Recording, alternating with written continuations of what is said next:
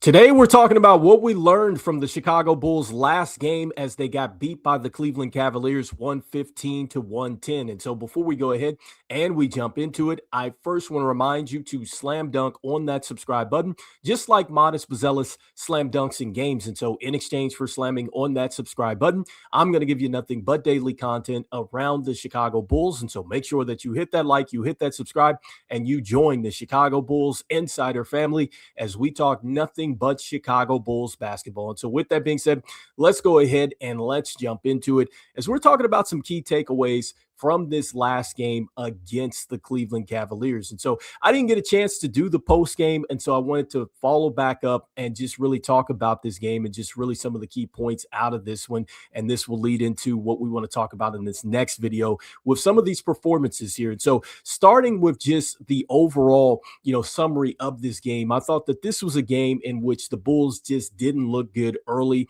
The Cleveland Cavaliers were just really getting everything that they wanted to. I thought that they were the more physical team. I thought that they were running much better sets on the offensive end. They got off to a very commanding 19-0 run, after the Bulls had got off to a good start. And so just really taking control of the game. But I got to give the Bulls a ton of credit for what they were able to do. I mean, it was a huge 33-8 run that put them within 4 points. And then it was just they continued to keep battling there. And so they got themselves into a clutch game situation. They ultimately lose the game, and so they're now 19-18 in clutch games. But the Bulls were down by 29 points, and to get down by just 1 point and just really showing that type of effort, that type of heart out there, you just love to see that. And there were some good performances here with some of these players that we're just wondering, are they going to be a part of the Bulls as they continue to build here? And so just looking at the player stat sheet and starting with Josh Giddey. And so with Josh Giddey,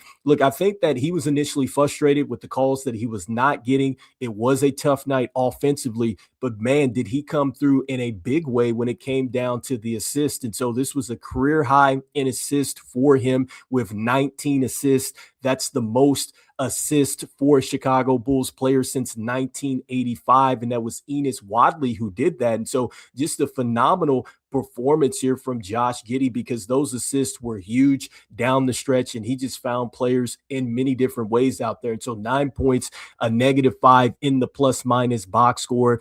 He did have the 5 turnovers. He had 2 blocked shots in this game and 19 assists. He had 6 rebounds. He was 1 of 5 from deep and 4 of 11 from the field in 37 minutes.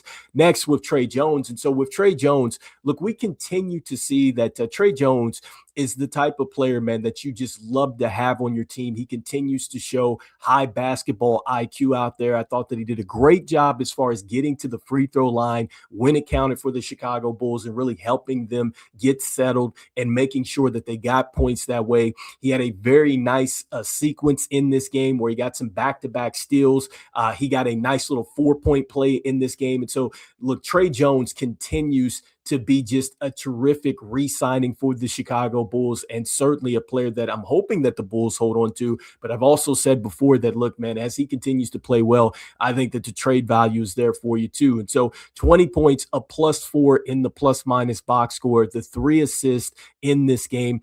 He also had 3 steals. He was 6 of 8 from the free throw line, 2 of 4 from deep, and 6 of 12 from the field in 32 minutes. Next up, Colin Sexton. And so with Colin Sexton, it wasn't quite there as far as the stats with the points and the rebounds and things like that, but you get a ton of energy with Colin Sexton. Now, the one thing that I will say that is a surprise is that he did start, which we're going to talk about that in a moment, but still, Colin Sexton, you get the energy, the effort with him. It just wasn't there from the stat sheet in this game. And so 9 points, a -12 in the plus-minus box score. He had the 2 assists, the 4 rebounds, 2 of 2 from the free throw line, 1 of 5 from deep, and 3 of 11 from the field in 19 minutes.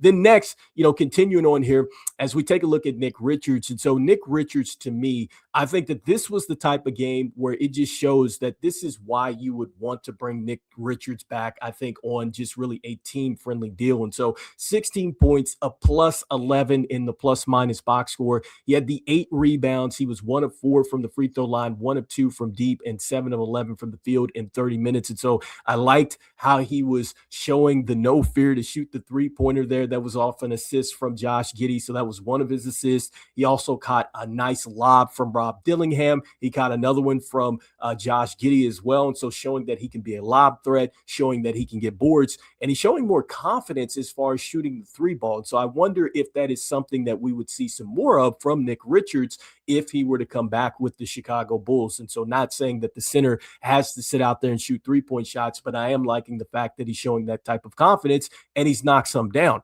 Next up, looking at Matas Buzelis. And so with Matas Buzelis, look, it's not going to be the most incredible numbers, on the stat sheet, but I think that once again, we continue to show or see some good growth from Matas Buzelis because he had a nice little step through move that led to a dunk. He had a nice block shot in this game as well. And I just think that he continues to put together some nice games and some nice, moments down the last stretch of the season here. So 16 points, a -20 in the plus-minus box score. He did have 2 turnovers. He had those 3 blocks. We've talked about how he's over 100 blocks. He had the 6 rebounds, 6 of 14 from the field, and 3 of 10 from deep in 33 minutes. Next up, the bench. And so with Gershon Yabusele, I loved his effort level out there in this game. And so I love the fact that he knocks down a 3-point shot. He pushes James Harden in this game. And so I just love that where he is showing that, look, even though this team is losing, they're not just going to be a doormat for teams. And so I like the fact that he came out with that type of energy or showed that because it was a critical 3 late in the game that he did that. He also had some great defense on Evan Mobley there. And so he's driving down the lane. He gets a nice block shot there. And so showing his ability to move his feet defensively and get the block shot. So I did like that. And I just loved how he continues to compete hard and create extra possessions, getting on the floor and everything else. And so continuing to love the effort level with Gershon Yabusele. I'm not sure if he's going to be back with the team, because he's set to be a free agent. But man, I am loving what I'm seeing as far as him knocking down the 3 ball and just playing with effort. So 10 points, a +3 in the plus-minus box score. He had the 2 block shots, 2 steals. He had 10 rebounds. He had an assist, 2 of 5 from deep, and 4 of 8 from the field in 29 minutes. Next up, Patrick Williams. And so Patrick Williams, look, he knocked down a couple of long 3-point shots, 6 points, a +5 in 20 minutes, 2 of 5 from the field, 2 of 4 from deep. He also had 1 assist, 1 steal, and 1 rebound. And so not very much of a factor in this game, but I am seeing that Patrick Williams just seems to be settling a lot for some deep 3-point shots. And so next, talking about Leonard Miller. And so I think to me, Leonard Miller, along with Josh Giddey and Rob Dillingham, I think that was really the story of this game. And this kind of goes into more, I think, of what we learned. And so this was interesting because, number one, Leonard Miller did not start in this game after starting consecutive games. I believe he started 5 games going into this. And so he didn't start. They started off with Colin Sexton there. And on top of that, he only had 10 minutes until they put him in the game. I believe it was in the 4th quarter there, as I remember. And look, man, he took off in the 4th quarter. He was a +13. He was 4-4. He was playing great defense.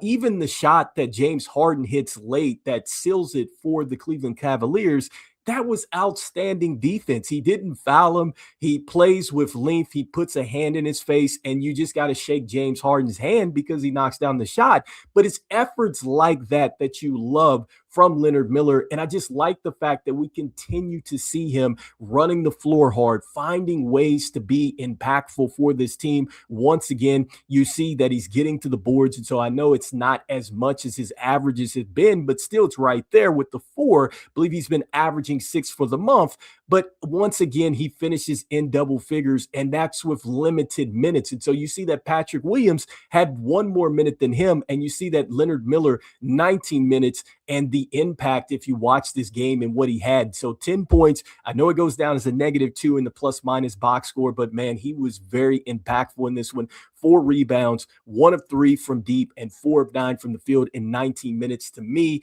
he continues to show that he is a player that is a solid rotational piece. I know we still have to go into, just the offseason, preseason, everything else, but man, he looks awfully good as far as being a rotational piece. Not saying that he's necessarily a starter in this league, but I think the Bulls might have found something there. Then next, with Rob Dillingham. And so with Rob Dillingham, I think that he, along with Leonard Miller, had a very solid game and really, I think, should be a lead in this game because for me, seeing him go out there and get to his fifth double-digit game, I think is very big, for a player that really has not played a lot in his first couple seasons here in the NBA. And so the fact that he's now getting run, you're seeing the confidence with him knocking down the three ball. We're seeing more of that. I think that he's now becoming comfortable to where he's getting into these spots on the offense where the three-point shot is there, so he's not hesitating. I think that he continues to use his speed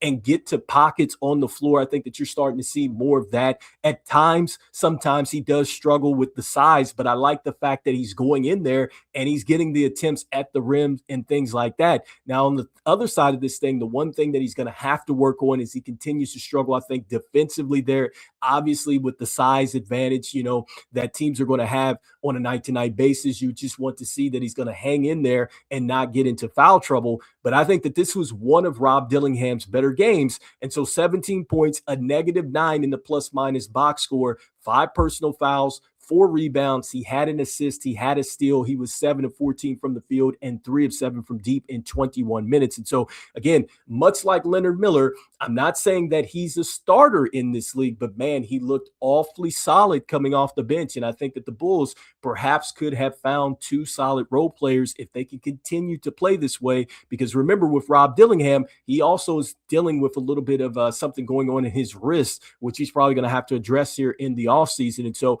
you wonder how much better he's going to be now with the team that is going to play him, and also too with him gaining some more confidence out there. And so anyway, you guys let me know in the comments here what your key takeaways were from this game. Again, just recapping this, I didn't get a chance to talk about it, but I think that for me, the 3 bigger things that out of this game is just that one, you see that Josh Giddey can be an impact for your team and does not need to score. And you like the fact that he fought through the frustration. And then with Tre Jones, he continues to be a solid re-signing for the Chicago Bulls. Matas Buzelis continues to show some growth. Nick Richards showing why he can be a backup front court player for you and be impactful for your team. Garshawn Yabusele, not sure if he fits your timeline, but man, you love the effort. You love the fact that he's knocking down threes and showing the swagger like that, because your team does need that as you continue to build it out. And with Leonard Miller and also to Rob Dillingham, it looks like the Bulls potentially could have some rotational pieces here. And when I'm talking about rotational pieces, these are players that you can trust to start or come off the bench. We'll talk a little bit more about them on this next video coming out, but man, they certainly look pretty good here over the last couple games. And so anyway, you guys let me know what you guys are thinking. And look, as we always say, go Bulls, and I will see you guys on the next one. All right, peace.